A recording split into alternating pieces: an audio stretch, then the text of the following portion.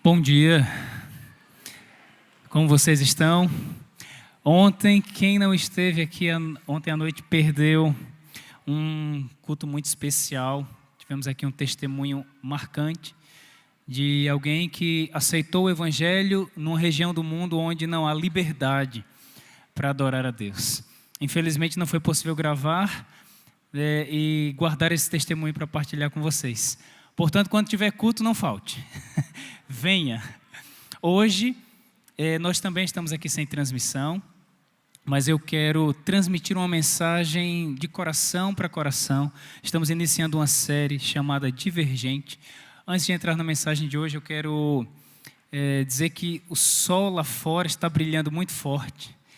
E assim como o sol brilha lá forte, que a alegria de Cristo possa inundar o seu coração. Esse amor de Deus que é capaz de nos trazer realmente um sorriso nos lábios e uma paz que excede toda a nossa compreensão.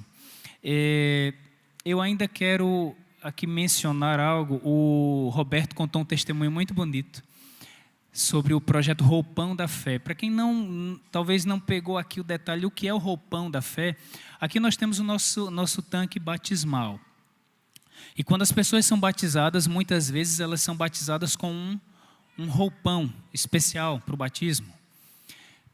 E o roupão nesse projeto eles dão um roupão de batismo de presente para a pessoa, e a pessoa guarda aquele roupão em casa para que ela fique lembrando de que um dia ela já caminhou nesse caminho junto com Cristo, com uma comunidade de fé, e ainda é tempo de voltar. E há muitos testemunhos impressionantes de pessoas que olhavam para aquele roupão e diziam: olha, eu tô me sentindo chamado. E louvado seja Deus, porque muitas pessoas já aceitaram o batismo através desse projeto. E aqui nós queremos, no futuro próximo, expandir isso aqui com toda a nossa comunidade. Mas hoje eu quero buscar aqui esse link, essa ligação com o testemunho do Roberto e sua família, para dizer que no próximo sábado, aqui na nossa comunidade, ali naquele tanque batismal, nós teremos pessoas que vão entregar a sua vida a Cristo. 10 pessoas disseram amém. Eu vou repetir, porque eu acho que vou falar agora em português, que fica melhor para todos entenderem. No próximo sábado, para a honra e glória de Deus, naquele tanque batismal, nós teremos pessoas que serão batizadas. Agora o coro foi bom. E estamos muito felizes e agradecidos a Deus por isso, sabendo que isso é fruto da ação do Espírito Santo através de nós, através da nossa comunidade de fé. Eu quero hoje iniciar aqui uma série de mensagens, e quando eu preparava essa série, eu fiquei pensando que título dar a essa série de mensagens. E então me veio a ideia de utilizar esse título, que é o Divergente. O que é algo divergente? Certa vez eu andava pelas ruas da cidade de João Pessoa.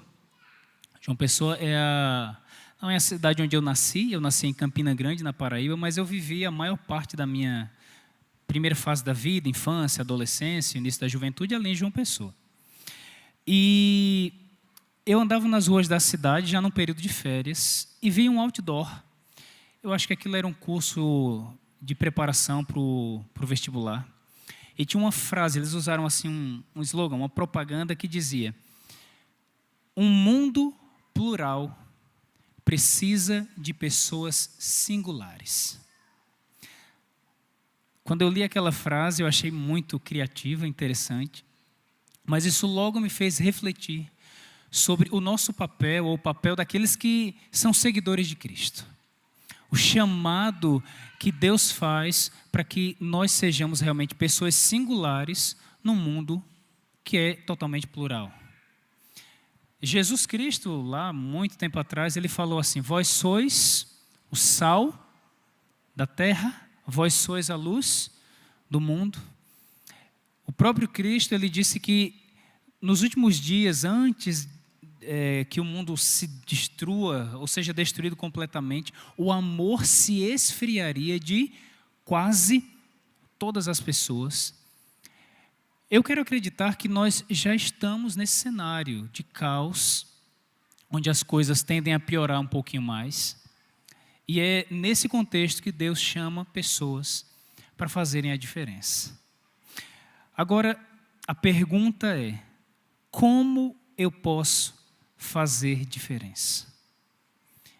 E qual é a diferença que eu posso fazer? Um discípulo de Jesus, ele precisa entender qual é a essência do chamado feito por Cristo. Tem um texto bíblico, eu quero apenas ler aqui rapidamente, que diz assim, não é o texto principal da mensagem de hoje: vós, porém, sois raça eleita, um sacerdócio real, uma nação santa, povo de propriedade exclusiva de Deus, a fim de proclamardes as virtudes daquele que vos chamou das trevas para a sua maravilhosa luz. Eu quero só parar com você um pouquinho nesse trecho que diz assim: povo de propriedade exclusiva de Deus.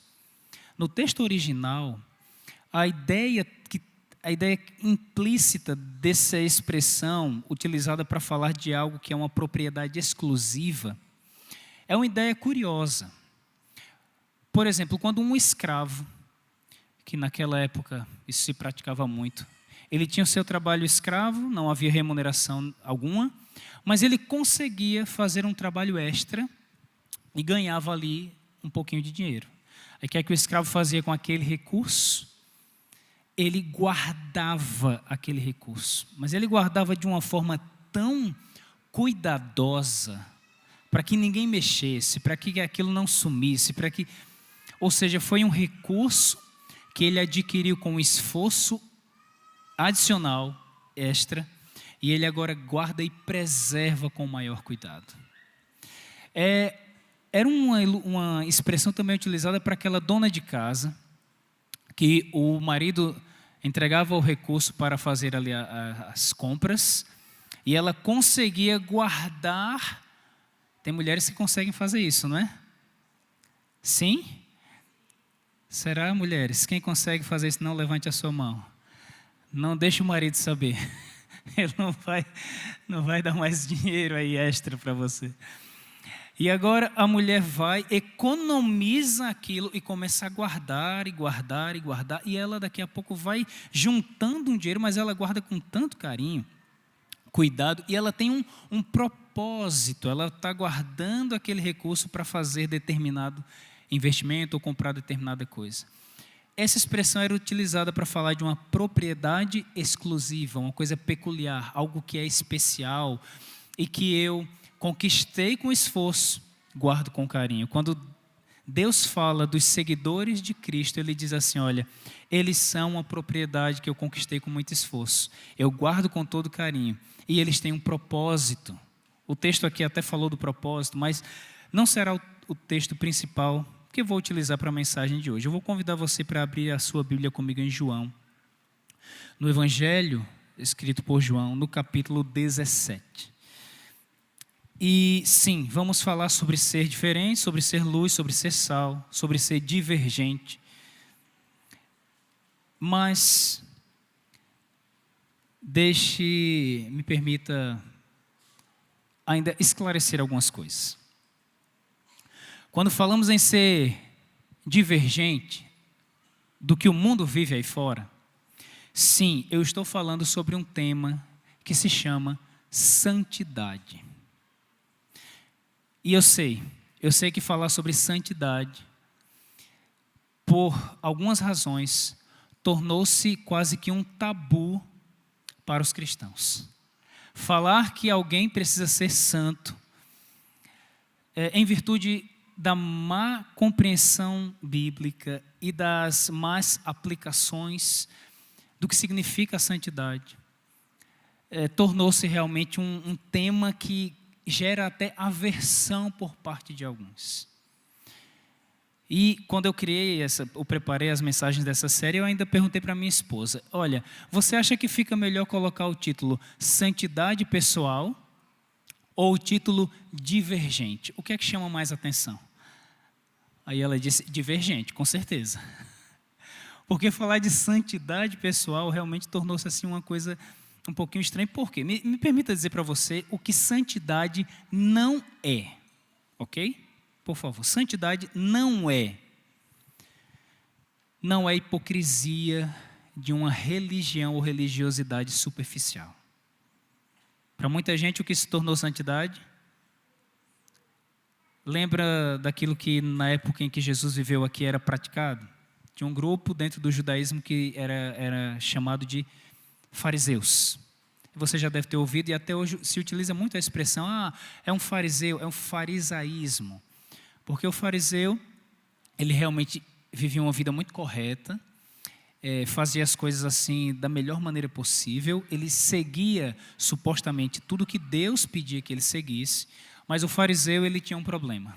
Ele fazia para que outros pudessem ver.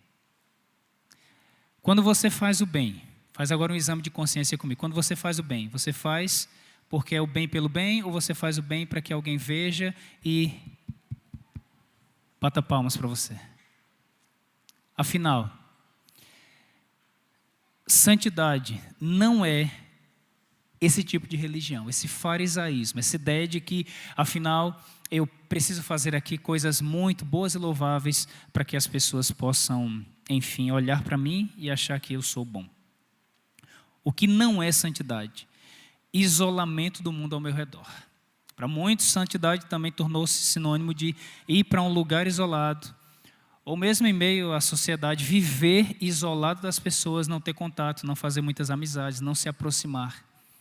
E embora a santidade tenha um aspecto, sim, de separação de determinadas coisas, e a gente vai falar sobre isso nos episódios a seguir dessa série,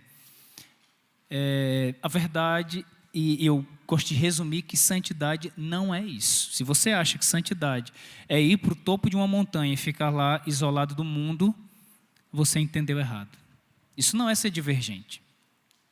Afinal, você nem estará misturado à multidão, como fará qualquer diferença.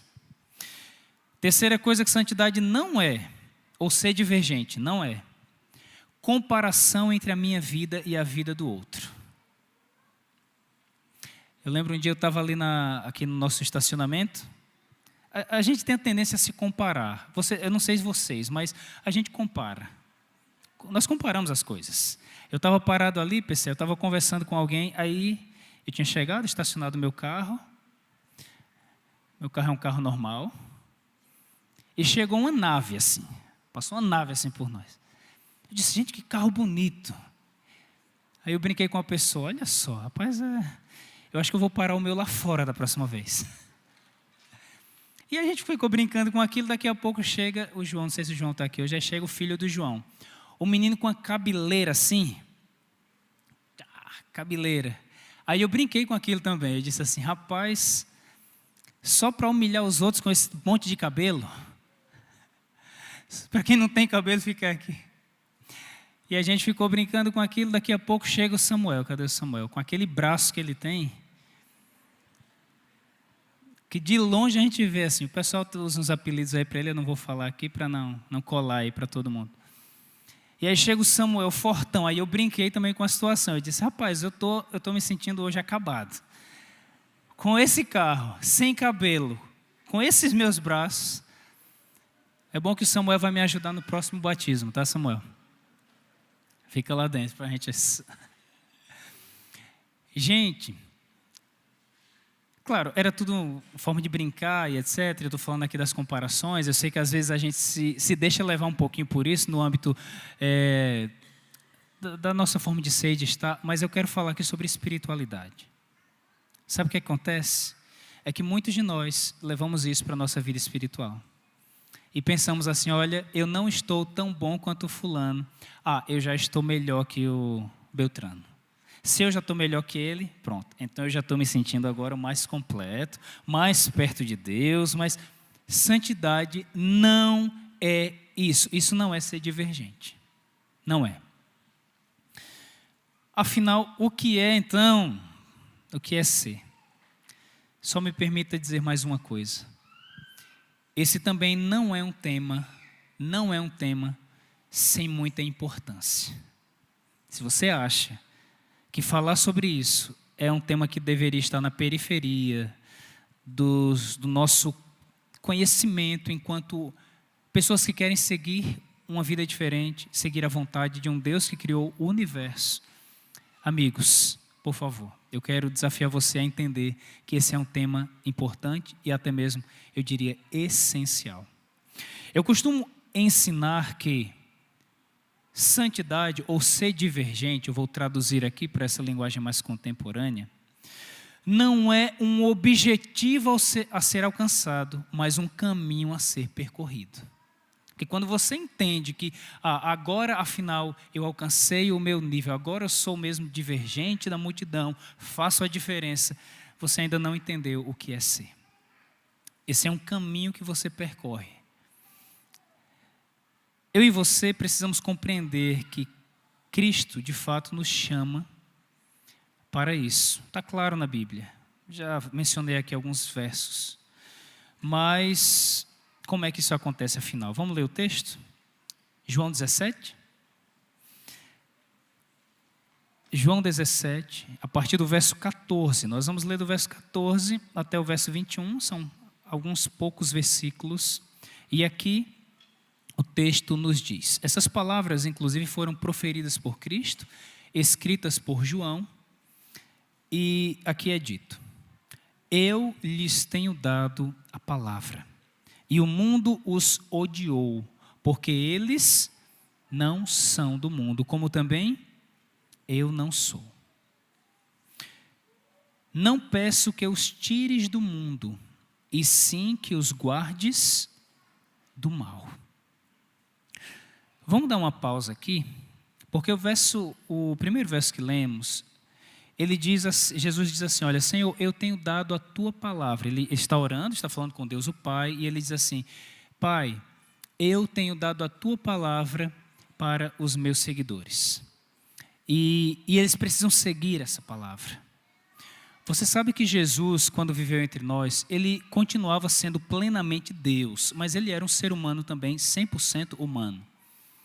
Esse é um tema difícil até de caber na nossa mente racional, mas Jesus, o que nós entendemos é que ele resguardou essa divindade e as vitórias que ele foi obtendo relativamente às tentações, ele as obteve porque ele observava a palavra de Deus. Quando no deserto da tentação, aí ative a sua memória porque esse é um episódio muito conhecido, Satanás ele vem discutir com Jesus como é que Jesus responde àqueles ataques. Com que frase? Uma frase curtinha. Ele diz, está o quê? Escrito, mas o que é interessante é que o inimigo também atacava com o está escrito. Ele dizia assim, olha, transforma as pedras em pães, porque está escrito assim, assim, em tal lugar. O que nós precisamos entender é que quando pensamos em ser divergentes, e hoje muitos cristãos têm feito aí um trabalho contraproducente, porque alguns até dizem assim, Jesus é top, o que estraga é o fã-clube. Não sei se você já ouviu isso. Porque Jesus, ele arrasa, ele faz tudo perfeito, mas os seguidores dele... E de fato, muita gente busca o que a Bíblia diz, distorce, bate num liquidificador, faz ali uma coisa diferente e tenta aplicar isso à sua vida pessoal. E aí nós acabamos construindo um cristianismo cheio de filtros que infelizmente faz com que as pessoas consigam enxergar qualquer coisa na nossa vida, menos a pessoa de Cristo. Eu e você, que me ouve aqui, nós temos um grande desafio. Encontrar realmente o que é a palavra viva, a palavra correta, bem interpretada, bem aplicada, e aí sim nós conseguiremos fazer alguma diferença. Jesus Cristo, é para eu dar aquele anúncio, é isso? Proprietário do carro HB20 prata, placa PKP 6189. Está estacionado no local errado. Pronto, não fazia parte da mensagem, mas agora fez. Se tiver mais algum, deixa a polícia levar. Porque vai que tem uma fila, disseram que está muito lotado hoje aí fora, né? Pessoal, voltando aqui, a palavra para fazer diferença, ela precisa ser a palavra correta, realmente a palavra de Deus. E aí eu já conheci muita gente bem intencionada, que faz tudo meio que ao contrário, porque na verdade está apegada a tradições, as coisas que aprendeu de alguém, e que são coisas às vezes boas, não estorvam em nada a vida alheia, mas às vezes sim. Às vezes você está atrapalhando os outros porque você não está seguindo exatamente a palavra. Portanto, é importante conhecer e seguir a palavra. A palavra que é o guia. O Evangelho de João, ele foi escrito para mostrar que a palavra, ela tem poder. Você sabe que todos os milagres, se você prestar atenção, todos os milagres relatados no Evangelho de João, eles foram feitos apenas através da palavra. Jesus não toca em ninguém no Evangelho de João. Ele só fala. Ele apenas diz e aquilo faz acontecer. Quando o Evangelho foi escrito, João era o último apóstolo vivo, todos já tinham morrido. Muitas testemunhas oculares já não estavam mais ali e as pessoas ficavam agora com a sua fé um tanto fragilizada. Então João diz, olha, vocês precisam crer através da palavra. E é essa palavra que Jesus diz, Pai, eles precisam seguir uma vida diferente do que o mundo vive. Mas para isso, eles precisam seguir a palavra original, a palavra sem filtros, a palavra viva, real e verdadeira. Seguir a palavra, gente, é andar na contramão. Alguém já andou na contramão aqui? Já passou por esses episódios?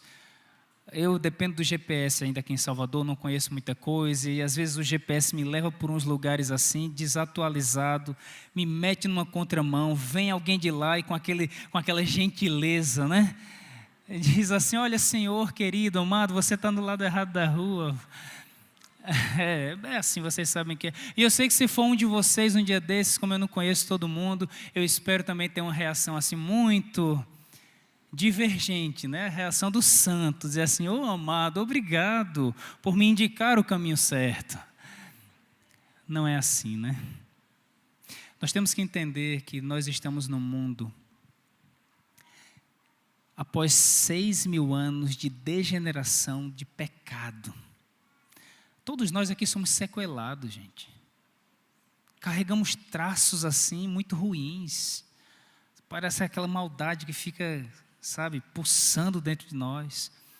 E eu estou mencionando aqui o trânsito e contramão, porque é uma boa metáfora daquilo que é viver uma vida divergente, andar na contramão, mas na verdade, você é quem está no caminho certo. E como é que você anda na contramão? Imagina você entrar aqui na paralela numa contramão, com todo mundo vindo ao contrário. Vai parecer um filme, né, de Hollywood, onde você está ali cortando todo mundo. Ser divergente é viver de acordo com a palavra. Mas tem mais, não é só a palavra, tem mais. Vem aqui comigo a continuação do texto. Porque Jesus ele ainda diz assim, no verso 16, eles não são do mundo. Perdão, o 15 é interessante, não peço que os tires do mundo, e sim que faça o quê? Os guardes do mal. Eles não são do mundo, como também eu não sou. A segunda coisa que a gente vai entender aqui é que Jesus diz assim, eu não sou do mundo, eles também não são. Hoje, eu já ouvi pessoas dizerem assim, não, Jesus, ele defendia os ideais políticos que hoje a direita política defende. Aí outros falam, não, Jesus na verdade, quando ele falava aqueles ensinamentos, ele estava mais pendente para os ensinamentos que estão aí mais para a esquerda. Gente, eu espero nunca ouvir algum de vocês falar isso. Eu acho que isso é de uma ignorância assim, absurda falar que Jesus era de esquerda ou de direita. Ou de centro. Não, Jesus era equilibrado, então ele era do centro. Meus amigos, Jesus, ele foi o ser humano que transcendeu esquerda, direita, centro, baixo ou alto. A visão que ele tinha de mundo era completamente diferente. Ele disse assim, olha, o meu reino não é deste mundo, ponto, não está explicado ainda. Hoje, infelizmente, tem muita gente boa que na ideia de ser divergente, está assumindo pautas políticas, ideologias, está na ânsia realmente de fazer diferença no mundo que está desmoronando. Aí tem gente que está esquecendo que o ser humano que fez a maior diferença neste mundo, aí você diz, mas ele era Deus. Era, mas ele fez a diferença também como um ser humano. Sabe por que ele fez? Porque ele entendia o propósito da sua vida. Jesus entendia que o reino dele era muito acima do que nós vivemos aqui. Tem um autor, C.S. Lewis, no livro Cristianismo Puro e Simples. Ele diz assim, os cristãos que mais trabalharam por este mundo foram exatamente os que mais pensavam no mundo que virá. Muitos de nós estamos tão ocupados com este mundo aqui e focados nos nossos objetivos aqui, que esquecemos que existe um propósito muito maior para a nossa vida. Gente, talvez você esteja aqui, seja nosso convidado, primeira vez que eu venho aqui a uma comunidade assistir um culto, Jesus te chama para viver uma vida diferente. E Ele te chama para fazer a diferença, primeiro, guiado por uma palavra viva que te diz assim, olha, vai por aqui, vai por ali, vai na contramão. Você vai dizer, não, está todo mundo vindo de lá para cá. Mas é por aqui mesmo. É uma palavra que faz com que você entenda que os teus propósitos de vida, eles não se resumem a uma boa formação acadêmica, a um bom patrimônio, não se resumem simplesmente àquilo que você consegue ver e tocar. Ser divergente é olhar para aquilo que não se pode ver. Deus te chama para ser divergente. Tem mais uma coisa, e a última, e eu não posso terminar essa mensagem sem falar sobre isso. Vamos seguir no texto? Já lemos 17, santifica-os na verdade, a tua palavra é a verdade. 18, assim como tu me enviaste ao mundo, também eu os enviei ao mundo. Aí Jesus diz assim, olha, eu vim e agora eu envio esse povo. Propósito. 19, e a favor deles eu me santifico a mim mesmo, para que eles também sejam santificados na verdade. 20, não rogo somente por estes, olha que oração linda que Jesus fez, mas também por aqueles que vierem a crer em mim, por intermédio da sua palavra. Jesus disse assim, olha, eu oro, Senhor, por esses 11, Judas já tinha saído dali, do ambiente, estavam os 11 com Cristo, ele ora por esses e diz, eu não oro somente por eles, eu estou orando por todos os que um dia virão a crer. Essa oração inclui eu e você. 21, e é o último verso que lemos. A fim de que todos sejam um, como és tu, ó Pai, em mim, e eu em ti.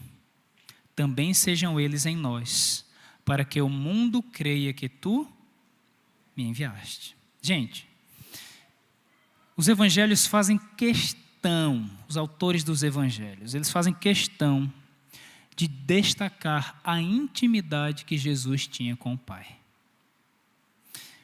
Jesus orava muito.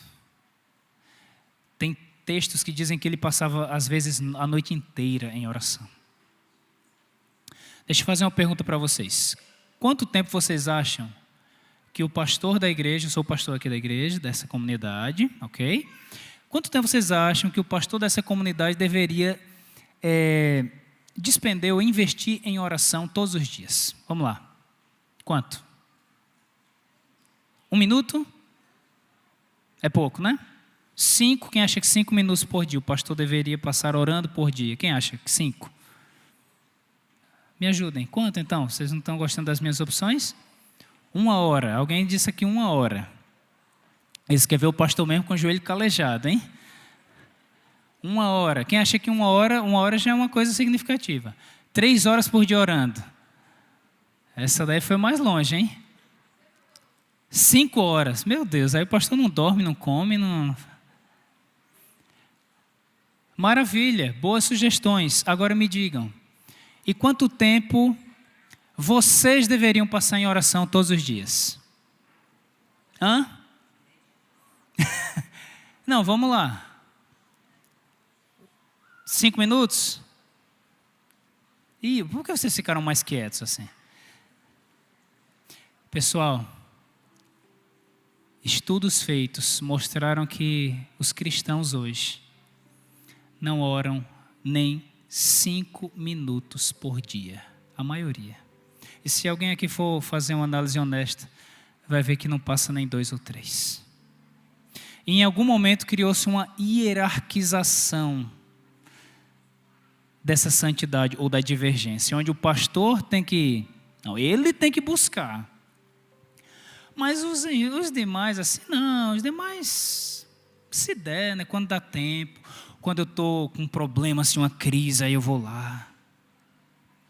Jesus, ele vivia em intimidade com o Pai.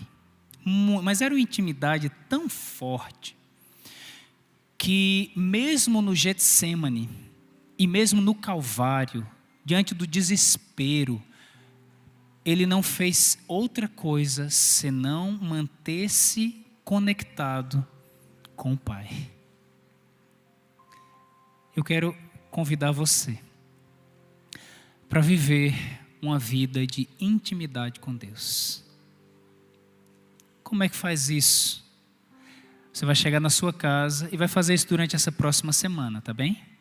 Hoje ainda, você vai reservar um lugarzinho da sua casa. Se a casa é pequena ou grande, se é mesmo dentro do seu quarto, ou será no seu quarto, num cantinho, ao pé da cama, na sala, no escritório, você vai reservar um lugar para você manter seus momentos a sós com o Criador do universo.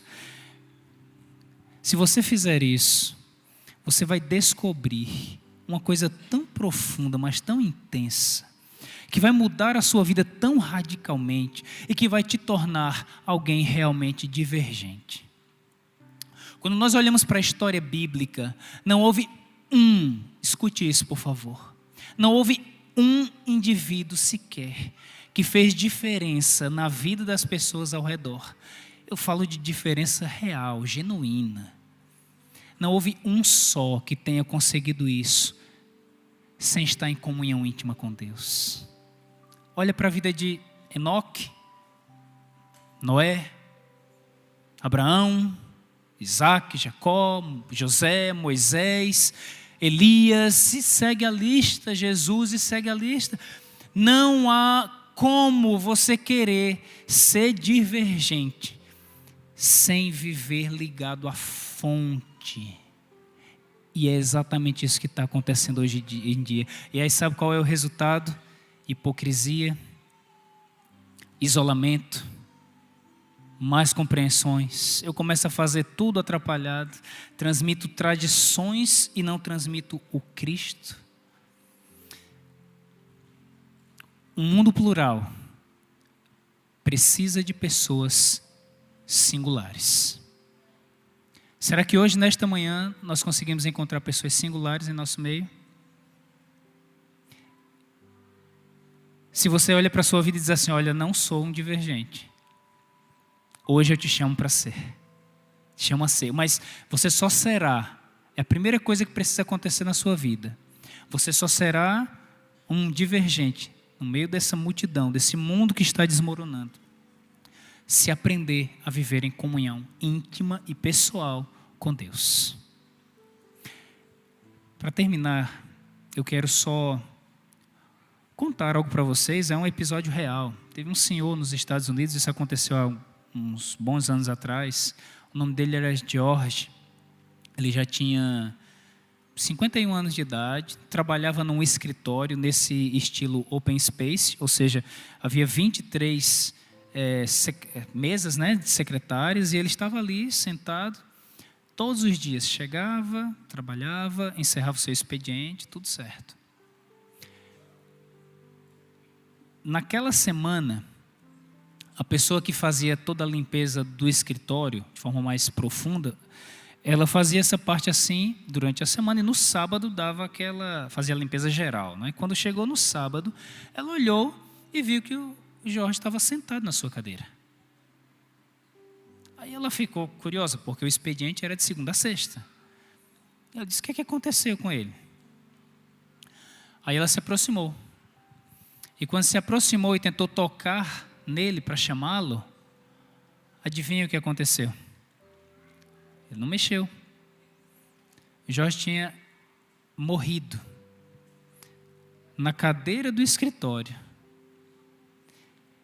E aquela senhora, coitada, ficou chocada, tentou buscar logo ajuda, os profissionais. Quando fizeram a autópsia do corpo do Jorge, sabe o que descobriram? Que ele já tinha morrido desde a segunda-feira. Ele ficou segunda, terça, quarta, ele ficou 5 dias, quase 6, morto na cadeira do escritório. Os colegas não perceberam. Ele não tinha alguém da família para sentir falta. Eu não quero aqui falar da morte física.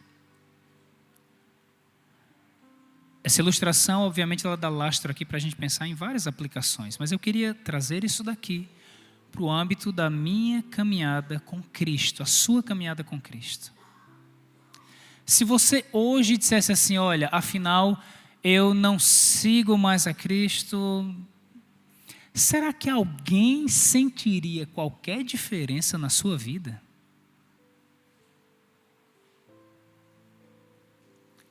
Se pergunte honestamente agora, por favor, faça esse exercício comigo. Se você hoje abandonasse e dissesse assim: olha, eu não quero mais nem pensar nessa ideia de seguir um Criador, seguir alguém que morreu e ressuscitou por mim, alguém veria diferença na sua vida? Eu acho que para responder essa pergunta, você vai ter que pensar em como está a sua vida hoje.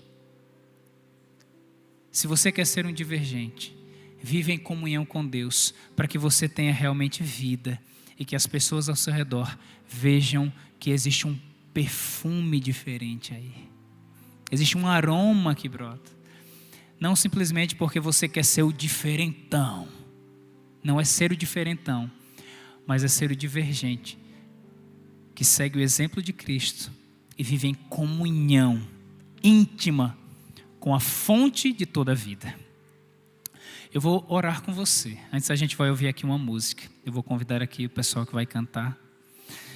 E eu quero fazer uma oração por todos aqueles que hoje dizem assim: olha, Job, ora por mim porque eu quero ser um divergente. Se o mundo precisa de pessoas que façam a diferença, eu quero fazer parte desse grupo de pessoas que realmente faz a diferença. Você quer orar comigo por isso? Tem alguém entre nós que hoje diz assim: olha, ora por mim. Eu sinto hoje que Deus está tocando o meu coração. Tem alguém que quer? Levanta a sua mão, deixa eu ver se você tem o desejo. Entende que a sua vida não está fazendo muita diferença para quem está ao seu redor. E hoje você quer que faça? Vamos orar.